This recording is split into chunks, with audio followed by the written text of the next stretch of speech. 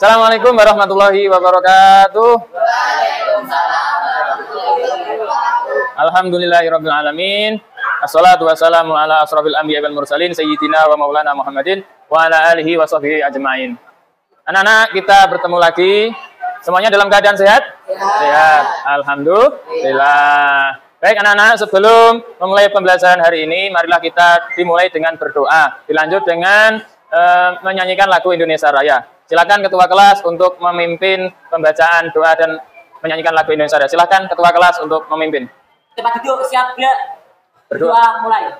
Bismillahirrahmanirrahim. Oh ya Rahman, ya Rahim, ya Malik. Indonesia tanah airku, tanah tumpah darahku. Baik anak-anak, masuk semuanya ya? Masuk, alhamdulillah. Silakan dicek seragamnya, apabila belum rapi silakan dirapikan, dan apabila masih ada sampah di dalam meja atau di bawah meja silakan dibersihkan. Semuanya bersih? Alhamdulillah, kalian sudah menerapkan kebersihan. Bapak akan menyampaikan tujuan pembelajaran pada hari ini. Tujuan yang pertama adalah peserta didik mampu menjelaskan makna iman kepada kitab-kitab Allah dengan benar serta memiliki rasa ingin tahu terhadap sejarah kitab-kitab Allah dan terbiasa membaca Al-Quran setiap hari. Yang kedua, peserta didik dapat menjelaskan cara mencintai Al-Quran dan cara membangun hubungan dengan orang yang beriman kepada kitab terdahulu dengan benar serta memiliki perilaku terpuji dan bersikap toleran terhadap perbedaan dan memiliki adab terhadap Al-Quran. Yang ketiga dan terakhir adalah melalui model pembelajaran berbasis produk, peserta didik dapat membuat infografis timeline diturunkan kitab-kitab Allah kepada para nabi dan rasul dengan benar serta.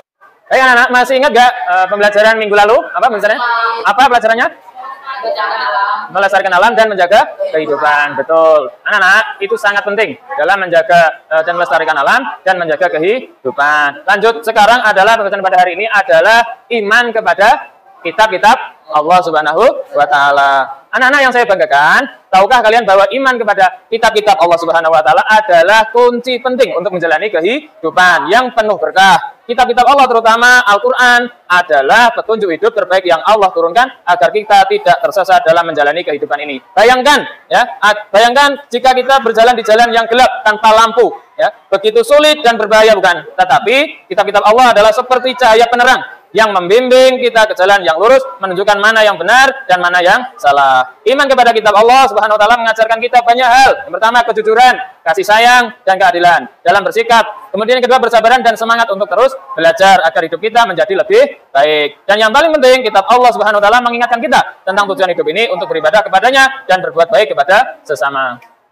Nah, saya punya pertanyaan sebelum kita mempelajari pembelajaran pada hari ini, yaitu yang pertama adalah apa pengertian iman kepada kitab-kitab Allah Subhanahu wa Ta'ala? Siapa yang bisa menjawab? Baik, silakan dijawab. Kepada kitab Allah berarti meyakini dengan sepenuh hati bahwa Allah telah menurunkan kitab-kitabnya sebagai petunjuk hidup bagi manusia.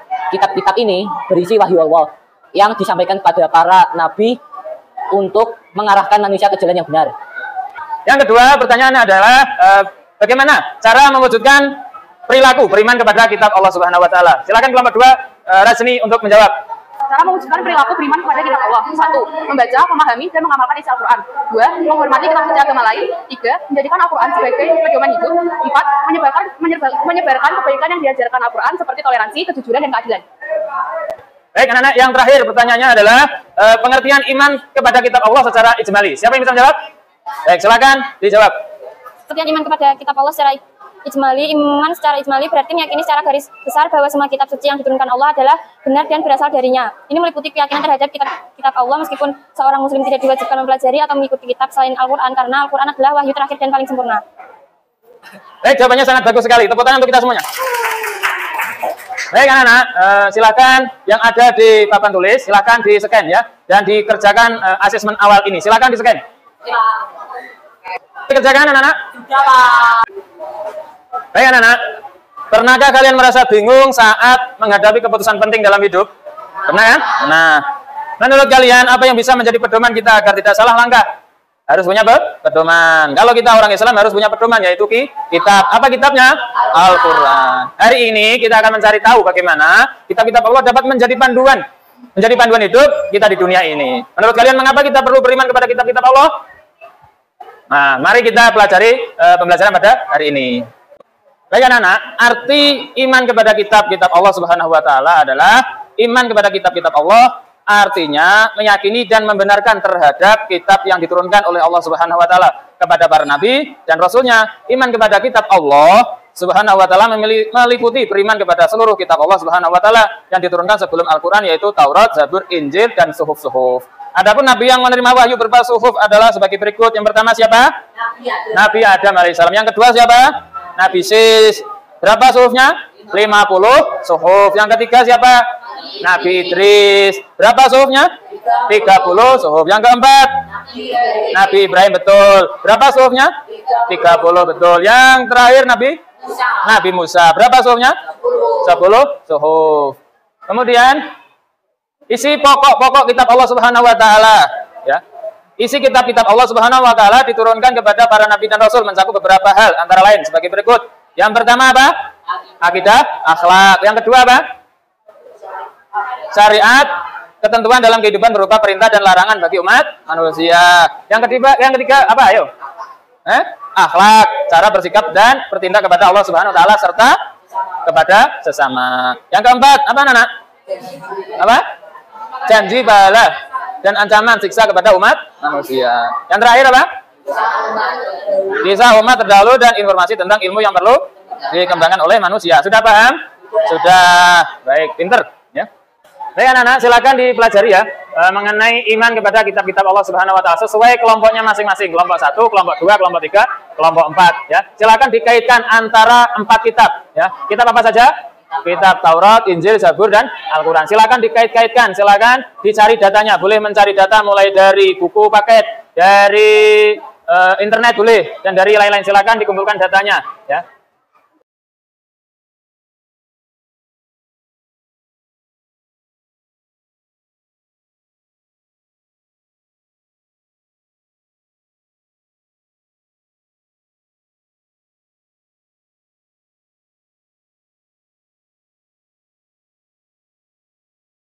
Sudah selesai semuanya? Sudah, bagus. Silakan per kelompok maju di depan ya untuk mempresentasikan apa yang sudah dibuat ya.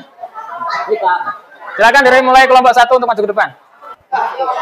Assalamualaikum warahmatullahi wabarakatuh. Kami dari kelompok 1 ingin mempresentasikan. Berikut adalah perbedaan secara singkat antara kitab-kitab Allah sebelumnya dan Al-Quran. 1.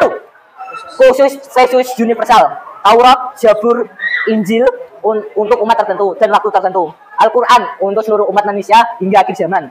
2. Kesempurnaan. Taurat, Zabur, dan Injil sebagian ajaran sesuai zaman. Al-Quran, penyempurnaan kitab-kitab sebelumnya mencakup semua aspek kehidupan. 3. Keaslian. Taurat, Zabur, dan Injil banyak mengalami perubahan oleh kalangan manusia. Al-Quran dijaga keasliannya oleh Allah hingga sekarang. 4. Bahasa. Taurat, Zabur, dan Injil dalam bahasa kaum tertentu seperti Ibrani dan Aramaik. Al-Quran dalam bahasa Arab tapi relevan secara universal. Kesimpulan, Al-Quran adalah kitab terakhir, paling sempurna dan berlaku untuk semua umat manusia. Baik, wassalamualaikum warahmatullahi wabarakatuh. Assalamualaikum warahmatullahi wabarakatuh. Kami dari kelompok 2 mau mempresentasikan. Berikut adalah penjelasan singkat tentang penurunan setiap kitab dan hubungannya. 1. Taurat diturunkan kepada Nabi Musa alaihissalam. Fungsi, pedoman hukum dan kehidupan bagi Bani Israel. Isi utama, perintah dan larangan, serta syarat untuk kaumnya. 2. Zabur diturunkan kepada Nabi Daud alaihissalam. Fungsi, sebagai kitab doa, zikir, dan nasihat spiritual bagi Bani Israel. Isi utama, pujian kepada Allah dan pengajaran moral. 3. Injil diturunkan kepada Nabi Isa alaihissalam. Fungsi, menegaskan ajaran tauhid dan menyempurnakan syarat Taurat. Isi utama, kasih sayang, rahmat, dan petunjuk moral. Al-Quran diturunkan kepada Nabi Muhammad SAW. Fungsi, penyempurna semua kitab sebelumnya, pedoman universal hingga akhir zaman. Isi utama, tauhid, hukum, akhlak, dan panduan hidup lengkap. Hubungan antar kitab. Semua kitab diturunkan oleh Allah Subhanahu wa taala dengan misi yang sama, yaitu untuk mengakhiri ajaran tauhid. Wassalamualaikum warahmatullahi wabarakatuh. Assalamualaikum warahmatullahi wabarakatuh. Ajaran dalam kitab-kitab Allah mengandung nilai-nilai moral yang relevan dengan kehidupan sehari-hari seperti 1. Kejujuran diajarkan dalam Al-Quran.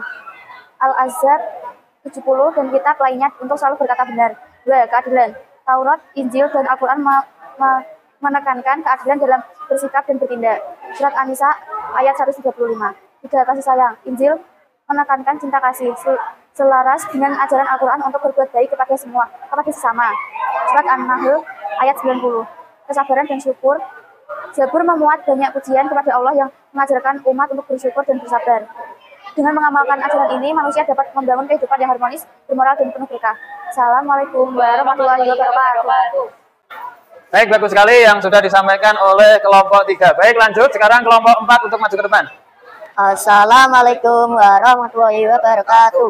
Hubungan antara kitab-kitab Allah, Taurat, Zabur, Injil, dan Al-Quran mencerminkan kesinambungan wahyu ilahi dan kesatuan misi para nabi. Berikut penjelasan singkat. Sumber yang sama. Semua kitab berasal dari Allah, diturunkan kepada para nabi untuk membimbing umat manusia menuju kebenaran, keimanan kepada Allah dan akhlak yang mulia. 2. Membawa ajaran yang serupa. Kitab-kitab Allah mengajarkan nilai-nilai utama seperti tauhid, keesaan Allah, keadilan, kasih sayang, dan pedoman hidup yang membawa keselamatan dunia dan akhirat. 3. Pelengkap dan penyempurnaan. Setiap kitab melengkapi kitab sebelumnya. Taurat berisi hukum dasar. Zabur menekankan pujian kepada Allah. Injil menguatkan pesan cinta kasih, dan Al-Quran menyempurnakan ajaran tersebut sebagai pedoman terakhir dan universal. Kesatuan misi para nabi. Para nabi mulai dari Musa, Taurat, dan Daud, Zabur, Isa, Injil, hingga Muhammad. Al-Quran membawa pesan yang sama, mengesankan Allah, meluruskan, menyampaikan, dan membimbing umat manusia. Wassalamualaikum warahmatullahi wabarakatuh. Baik anak-anak, bagus sekali apa yang sudah kalian presentasikan di depan. Sangat bagus sekali. Tepuk tangan untuk kita semuanya. Baik anak-anak, kesimpulan pada pembelajaran hari ini, ada yang tahu? Baik, silakan dijawab. Kami dapat menjelaskan dengan benar perbedaan antara kitab-kitab Allah, Taurat, Injil, Zabur, dan Al-Quran. Baik, bagus sekali tentang kesimpulan pada hari ini. Kesimpulan yang kedua, apa? Baik, silakan. Kami mengerti berhubungan antara kitab-kitab Allah, bagaimana Al-Quran menyempurnakan wahyu-wahyu sebelumnya.